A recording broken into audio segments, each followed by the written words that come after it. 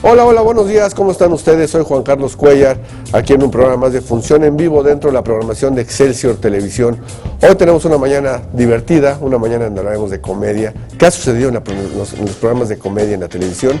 Es todo un gusto que me acompañen mi amiga Nancy Méndez, ¿cómo estás? Hola, ¿qué tal? Muy buenos días a todos. Pues sí, iniciamos una gran semana y tenemos por ahí, vamos a platicar acerca no solamente de los programas de comedia, sino que esperamos poder hablar de uno que se estrenó el día de ayer precisamente, así que vamos a platicar de eso.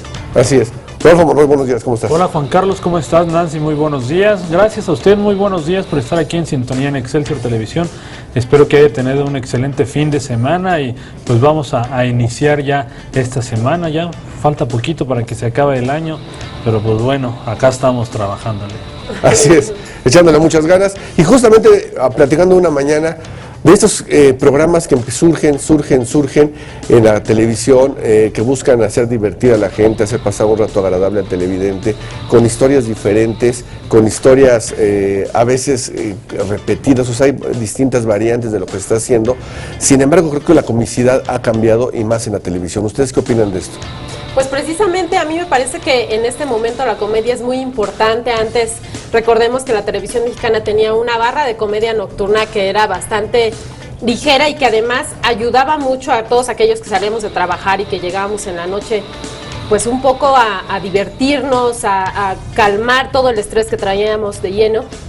Y en este momento se han empezado a crear pues nuevas propuestas de comedia muy mexicanas, con personajes que incluso podemos identificar en la calle, o que pueden ser nuestros vecinos, o que pueden vivir muy cerca de nosotros. Y este me parece que es uno de los casos de los que podemos platicar el día de hoy.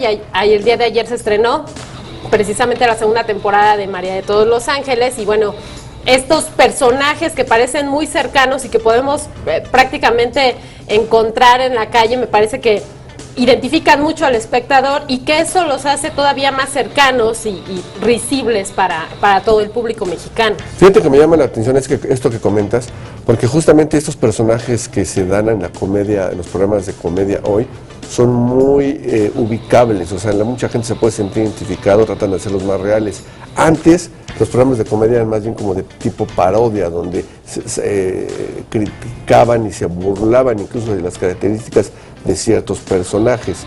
O sea, ¿estás de acuerdo conmigo o crees que no? No sé, yo creo que en la comedia mexicana ha habido de todo. Hay que recordar, México tiene una tradición cómica de principios del siglo pasado, con las carpas y los teatros de revista, y si no es que más allá. Y también, bueno, ya acercándonos hemos tenido grandes comediantes, como por ejemplo Héctor Lechuga, Manuel Loco Valdés, con todo eso de Ensalada de Locos, y luego ya también hay que recordar toda esa barra que existía en Canal 2, con Anabel, Jorge Ortiz de Pinedo. Son grandes comediantes que finalmente se forjaron un lugar y ya no tienen como la exposición televisiva para poder seguir desarrollándose, ¿no? Yo creo que ha habido de todo, Juan, tanto personajes que se parodiaban a ellos mismos o con estereotipos, que finalmente eso también es como parte de la comedia, y también otros, como lo que hacía, han hecho muchísimos cómicos, ¿no? Sí, mejor recuerdo ahorita los polivoces, por ejemplo. Claro. O sea, Buenísimo. Personajes, programa que al cabo de los años siguen funcionando en las repeticiones que todavía pasan de este tipo de programas.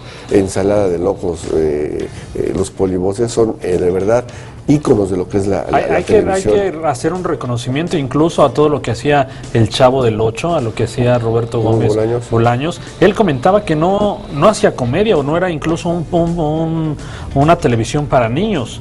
¿No? Sin embargo, fue el público pequeño, los más chicos del hogar, quienes se cautivaron con los personajes del Chavo del Ocho. Fíjate, ¿no? ahorita que lo comentas, he estado investigando algunas cosas de Roberto Gómez Bolaños, y justamente él platica que su programa fue hecho para adultos, un poco como la sátira y el doble sentido dirigido a adultos. Lógicamente en aquella época, pues cuando empezó el programa podía llegar a escandalizar en cierta forma. Sin embargo, como bien dices, el público joven, el público infantil fue el que se identificó por esos programas y adoptó a los personajes. A lo mejor tenía mucha relación, que luego él lo comentaba, que los personajes de la vecindad, por ejemplo, los personajes principales eran niños. Entonces él siente que había una identificación entre niños y niños, pero eran, la verdad, pues bastantes pasaditos, o sea, Claro. abusaban del adulto, lógicamente siempre con la nobleza de los personajes No, al fin de incluso hay que cuentas, ¿no? reconocer, digo, a lo mejor un niño como siempre ventajoso, unos que otros, también le hacían el llamado bullying al Kiko, ¿no? Sí, Claro. sí. Digo, ahora ya lo llamamos bullying, pero en ese momento, pues la Chilindrina, que era como la más fuerte, pues siempre abusaba de Kiko, incluso del Chavo del Ocho, ¿no? Ajá. No, y el Chavo del Ocho vivía en un barril, era realmente, viéndolo desde afuera, es realmente deprimente. Era un niño que no sabíamos quién era su padre, dónde vivía, por qué siempre estaba ahí, qué era lo que pasaba con él, por qué siempre tenía hambre. O sea, realmente viéndolo desde afuera era una pequeña crítica, muestra, ¿no? y una crítica de la realidad que sucedía en ese tipo de vecindades, ¿no? Claro, También. que vamos muy de acuerdo a lo que estabas diciendo tú en un principio. Hay una identificación entre esos personajes con la sociedad que estaba en esos momentos, como lo que sucede ahora con los programas de comedia, que también buscan una identificación con la sociedad para llegar, lógicamente, con la evolución que ha tenido. Ahorita me recuerdo, tú mencionabas a Jorge Ortiz de Pinedo, por ejemplo, pues hay los programas de situación, programas de comedia que hizo durante mucho tiempo, pues la verdad también fueron muy exitosos. ¿Quién nos recuerda? Doctor Cándido Pérez y luego La Escuelita, o sea, y él produciendo y actuando, o sea, la verdad se convirtió en un referente total en lo que es la televisión, en el ámbito de la comedia. No, y además Jorge Ortiz de Pinedo me parece también que es uno no solamente de los pioneros de hacer este tipo de programas, sino de atraer a comediantes que han estado en peñas, en pequeños espacios, en bares, y de repente los ha jalado y ha hecho, pues los ha traído hacia el público, ¿no? Ha hecho diferentes programas, La Familia de 10, y me acuerdo de un programa incluso de los comediantes en donde él les daba este espacio a todos aquellos que no tenían pues un lugar para poder expresar la comedia, que era muy importante, y llegar a un mayor público, y Jorge Ortiz de Pinedo lo hizo. Sí, y fíjate que justamente ahorita esos programas de familias, hubo mucha identificación con la gente.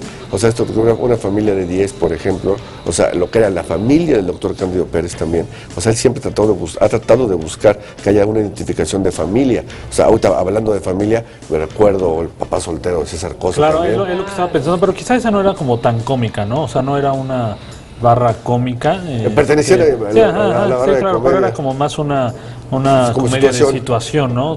No tan como los problemas finalmente, como dices, de la familia, de un padre soltero con sus 3 hijos. Ajá, así, sí. Y creo que hay programas de comedia, la verdad, que se han marcado época en cabo de los años de cómo ha estado sucediendo.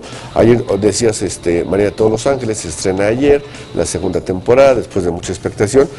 Y me resulta que también está producida por el hijo de Jorge Ortiz de Pinedo, por Pedro Ortiz de Pinedo es el productor de esta nueva temporada, y además continúa un poco la historia que vimos en la primera y que ha dejado pues una huella bastante divertida, porque Mara Escalante, que es una de las creadoras de estos personajes y bueno, desde luego protagonista de ellos, pues ha logrado algo bastante singular, porque interpreta a 2 personajes totalmente distintos, pero que además, sobre todo el de Doña Lucha, es un personaje emblemático, que yo veo a Doña Lucha y veo a la vecina, tiene no solamente algunos comentarios que hacen las mamás, ¿no? Estas preocupaciones, pues de repente que las mamás hacen con sus hijos, ¿no? Sobreprotectoras, y que todos estos síntomas de amor que les pueden dar a sus hijos las mamás mexicanas, es bastante graciosa.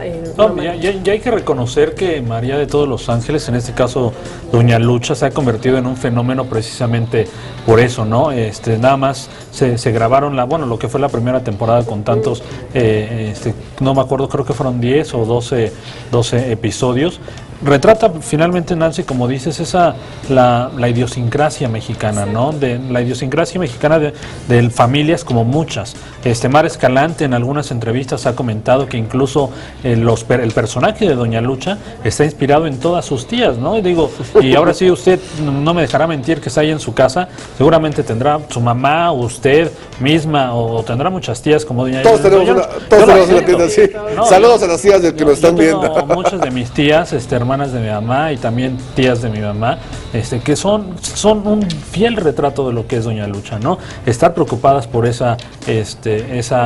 la familia mexicana, por los hijos, porque nada les falte, estarles procurando como mamá gallina, precisamente el estarlos arropando, ¿no? Y eso es algo indispensable y algo que sucede en muchas familias mexicanas y que a los mexicanos nos caracteriza eso, ¿no? No, y además los personajes de los hijos, o sea, el personaje de Albertano de verdad es un personaje emblemático porque el señor no hace nada. ¿De qué vive Albertano? O sea, de la mamá. Albertano vive de la mamá. O sea, la mamá lo cuida todo el tiempo. Y son también personajes que, pues sí vemos a la edad que tiene Albertano, ¿no? Y que además tiene este estereotipo en el que, pues, pareciera o él siente que es un gran galán. Y bueno, viéndolo desde afuera, pues quizá no entre dentro de los estereotipos o los parámetros en los que consideramos que sea un galán, ¿no? Pero fíjate que es muy curioso. Yo he conocido a muchas mujeres que les gusta el personaje y se sienten identificadas y quisieran tener un novio como él. Incluso me tocó, de verdad, incluso me tocó verlo en una obra de teatro que era de Juan Tenorio el año pasado.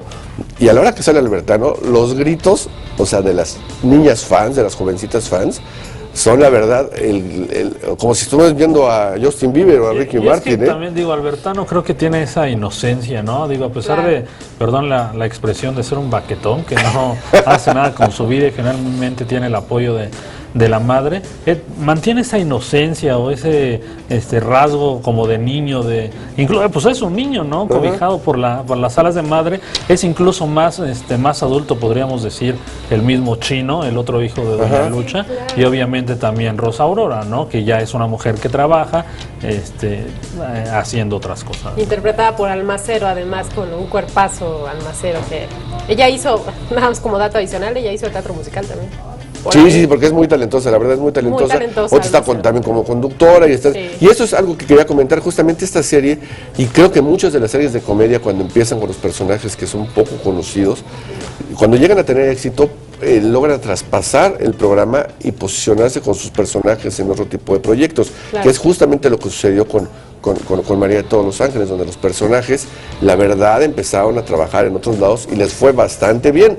O sea, lo podemos comentar aquí, al fin, entre nosotros, que algunos de los conflictos que hubo y el retraso de la segunda temporada de María de todos los Ángeles fue justamente eso. O sea, un poco los celos entre los actores que interpretaban a los personajes sobre quién estaba despuntando más y los proyectos que tenían afuera. Afortunadamente lograron solucionarlos y ahora pueden seguir trabajando en esta segunda temporada, ¿no? Digo, y aunado a eso, perdón, también está el retraso también de la segunda temporada, se debió al fallecimiento de dos de sus actores participantes que estamos viendo ahí en pantalla, el señor Carlos Cobos, primerísimo actor, y también Evelio Convechica, comediante precisamente que también salió de creo que fue un concurso que organizó Jorge Ortiz de Pinedo. Un concurso de aficionados para dar la oportunidad al renacimiento y bueno, de comediantes. Ahí son dos personajes, el abuelo de María de todos los Ángeles también, que ya hablaremos ahorita de él, y también de este personaje que trabajaba con Don Carmelo, ¿no?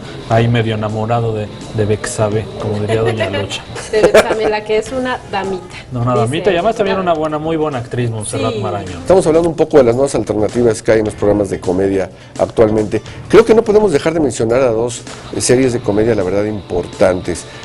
Las dos creadas por Gustavo Loza. Una la transmitimos aquí en el canal hermano Cadena 3, que fue El Albergue. Creo que fue una serie, la verdad, importante, que hizo una comedia diferente, también con personajes que se identificaban mucho con lo que era la sociedad actual, con personajes curiosos, peculiares, y que la verdad funcionó bien. Ustedes que les gustaba esta serie, con María Rojo ahí, la verdad. Sí, la verdad es que creo que fue un experimento, un proyecto bastante importante, bastante interesante, el trabajo de Gustavo Loza haciendo este tipo de comedia negra, porque era ese tipo de comedia quizá como un poco difícil de digerir para el público. Sin embargo, creo que fue un hitazo en la televisión mexicana, porque yo creo esto. ¿Cómo podemos medir independientemente del rating acerca de las series, ¿no? Cuando una serie sale y tiene el tú a tú con el público y hacen firma de autógrafos, yo creo que ahí es cuando se ve el resultado, palpa, ¿no? Y los actores estuvieron ahí. Héctor, hoy se me fue el nombre del que hacía el hijo de María Rojo, estaba... Bueno, todos, ahorita no tengo los nombres muy frescos, pero hicieron varias firmas de autógrafos y la gente se volcaba en ellos, ¿no? Precisamente el hijo que hacía María Rojo, se me fue el nombre del actor, este actor mexicano, que también era un baquetón, que estaba como, eso sí, tenía un peinado no tan alto, yo lo tenía, pero bueno, era magnífico, la ampolleta, o sea, son personajes, reitero, que también con ese tipo de nombres, se le quedan grabados a uno en el público, ¿no? O sea, yo le estoy hablando de la ampolleta y no me acuerdo del nombre de la actriz, ya es Flor Eduarda, ¿no? Flor Eduarda Burrola. Estaba Valeria Vera también por Valeria ahí. Vera, que hacía también una chica que luego ya estuvo conduciendo también acá en Canal 28. Entonces, son personajes emblemáticos, característicos, con los cuales la gente puede identificarse, ¿no? Y también que tengan como ese sello distintivo de un nombre peculiar, de un nombre importante, creo que es maravilloso, ¿no? A mí me encantaba, yo perdía aquí, cuando podía la veía en repetición o si no la veía acá abajo y es un trabajo al que le apostó Cadena 3 y creo que encantó, ¿no? Creo que todos quedamos maravillados con el albergue. Sí, como tú dices, creo que bien abrió caminos, abrió brecha, fue una alternativa y un espacio diferente. Y creo que otra serie que no podemos dejar de mencionar es también La Clínica, una serie que también de comedia, también que hizo reír a muchos. Incluso tú estuviste algunos días ahí en la clínica como parte de la cobertura, cuando invitaban a los deportistas a que participaran. Perdón, ahí estamos viendo Ricardo Polanco, en el albergue, Anabel Ferreira, eran personajes. Perdón, Ricardo Polanco es un excelente actor que te lo comes, un gran cómico, también tiene un timing para la comedia impresionante. Él está... ¿Todavía sigue Nancy en Toc Toc?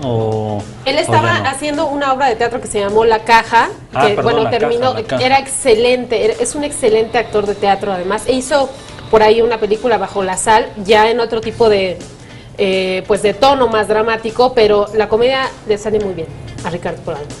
Y ahora sí, perdón, Juan. Nos ibas a platicar de La Clínica.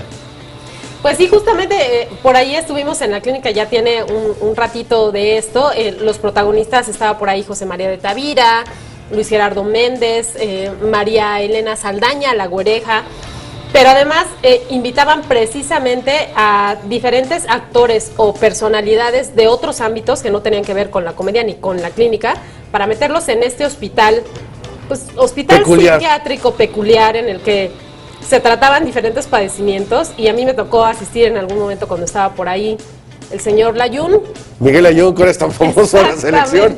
Exactamente, hizo una participación singular y bueno, meterlos en este modo de hacer comedia con excelentes comediantes a su alrededor, de verdad que fue bastante divertido, muy divertido hacerlo y verlo. Ahorita que comentas Julio Bracho también estaba por ahí. Ahorita que comentas esto del Layún, incluso recuerdo que en las escenas que él grabó estaba con el psiquiatra y en el sillón ahí hablando y decía, ¿por qué todo el mundo dice que todo es culpa del Layún? Todo es culpa del Layún. Dice, si yo no soy el culpable de nada. Que era cuando estaban mucho las críticas en redes sociales, sobre todo lo que supuestamente le achacaban al Layún. Esto afortunadamente él lo fue superando. Yo no sé si el estar en el programa de comedia le sirvió un poco como para descargar y sacar ese tipo de cosas, pero creo que la verdad es algo que también fue importante, ¿no? Y además exaltaban también desde luego las cosas que saben hacer, como era jugar fútbol, ¿no? Ajá. Entonces organizaron por ahí, una de las escenas era organizar un pequeño partido de fútbol con esos actores. Ya que también estuvo Diego Reyes, También estuvo Diego Reyes por allá, entonces bueno, tuvimos la oportunidad de estar